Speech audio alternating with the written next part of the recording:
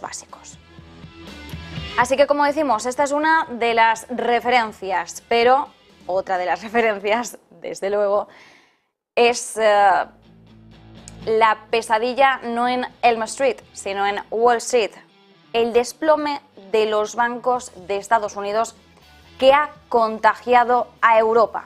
Vamos a ver de todas formas, porque después del dato de empleo de Estados Unidos hemos visto también un paulatino cambio. Veremos hasta qué punto se consolida una tendencia algo más suave en la renta variable europea, pero como decimos, tuvimos ayer un día muy agitado y en la banca el golpe se sigue manifestando. El cierre abrupto, por un lado, de Silvergate Capital y, por otro lado, esa recaudación de fondos tan apresurada de Silicon Valley Bank que hacían saltar las alarmas. Los bancos estadounidenses se hundían en la sesión del jueves y hoy hemos estado viendo cómo el descalabro alcanzaba a Europa. Y toda la industria se pregunta, ¿podría ser este el comienzo de un problema de mayor calado? El criptobanco Silvergate liquidaba ayer su negocio, se convertía en el primer banco estadounidense en sucumbir a los riesgos cripto. Sin embargo, la gran presión, la verdadera presión, llegaba después de conocer que Silicon Valley Bank anunciaba una gran ampliación de capital de 2.250 millones de dólares para apuntalar sus finanzas e intentar compensar la caída de depósitos de startups, su gran negocio. El éxodo masivo de efectivo en los depósitos obligaba al banco a salir al mercado a vender bonos para obtener algo de liquidez. Y este fue el problema, que se lanzó a vender bonos que pretendía mantener a vencimiento y que en el mercado se habían desplomado en precio, así que el banco tuvo que afrontar pérdidas respecto al precio al que se habían adquirido esos bonos, unas pérdidas de unos 2.000 millones de dólares. ¿Qué hizo en ese momento el consejero delegado del banco, Greg Becker, el CEO? Bien, pues salía con un mensaje de calma, ¿no? El CEO pedía a los clientes que mantuviesen la calma.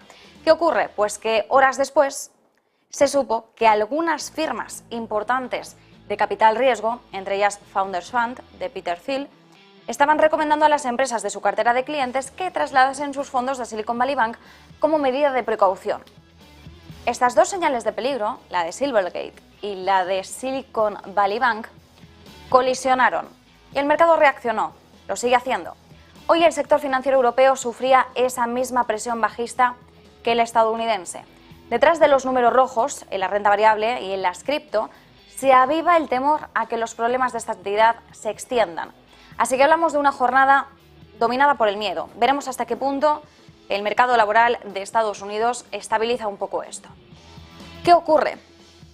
Que en las pérdidas que hemos estado viendo a lo largo del día de hoy en Europa, y que seguimos viendo, atención, nosotros seguimos viendo unas caídas de más de un punto porcentual para los principales índices. No se crean que el mercado laboral de Estados Unidos está cambiando el panorama. Debajo de todo esto hay una grieta que se extiende a través de las finanzas. El aumento de los tipos de interés ha dejado a los bancos cargados de bonos de bajo interés, que no se pueden vender a toda prisa sin pérdidas. Entonces, si demasiados clientes recurren a sus depósitos a la vez, se corre el riesgo de un círculo vicioso. Para algunos analistas, el riesgo inmediato para muchos bancos puede no ser existencial, pero sí doloroso. Se verán obligados a competir más por los depósitos, ofreciendo pagos de intereses más altos a los ahorradores. Y esto erosionaría lo que los bancos ganan con los préstamos, reduciendo, por tanto, drásticamente sus ganancias. Esto lo entendemos. Preocupa más, sin embargo, el impacto que puedan sufrir los bancos más pequeños. ¿Es Silicon Valley Bank solo la punta del iceberg? Bien, pues esta es una de las grandes preguntas que nos hacemos en este momento. Vamos a ver a continuación un gráfico también de los bonos respecto al sentimiento de riesgo y vean ustedes la caída que se está produciendo en estos momentos. Bien, los bonos gubernamentales repuntaron a lo largo del día de ayer debido a que los inversores se fueron a por activo refugio en medio de los crecientes temores de que una caída en el valor de las tenencias de deuda del sector bancario de Estados Unidos pudiese obstaculizar los esfuerzos de ajuste a nivel mundial. Los bonos del Tesoro extendieron sus ganancias por segundo día. Como decimos, sin embargo, la atención del mercado se dirige sobre todo hacia los riesgos que pueden estar al acecho en otras instituciones financieras a medida que la Reserva Federal está presionando con aumentos de los tipos de interés, erosionando el valor de sus tenencias. Y aquí los bancos pequeños son los que están en foco. ¿Por qué? Pues porque enfrentan un doble golpe. Por un lado, menos liquidez financiera, es decir, reservas en el sistema, que les afecta de forma desproporcionada, y por otro lado un panorama de financiación más difícil a medida que la Fed avanza en su política monetaria, sube los tipos y reduce su balance a través del quantitative tightening. Los reguladores ya hablan de hecho abiertamente de no vigilar tanto los balances de los pequeños y de darles espacio para innovar, por ejemplo a través de incursiones en plataformas de tecnología financiera.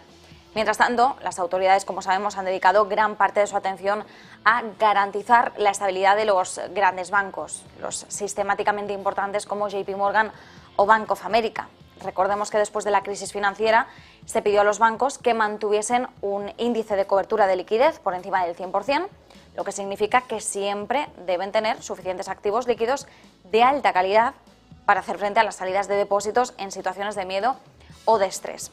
Esto les obliga a mantener entre el 10 y el 15% de los activos de su balance en activos de alta calidad, que son reservas de la Fed y, por supuesto, bonos. Por el momento, los expertos mantienen que debido a los estrictos protocolos de gestión de riesgos y también las posiciones actuales de capital, el riesgo de contagio de los bancos pequeños a los grandes es remoto, por lo que el riesgo de un evento de capital o liquidez entre los grandes bancos también sería remoto.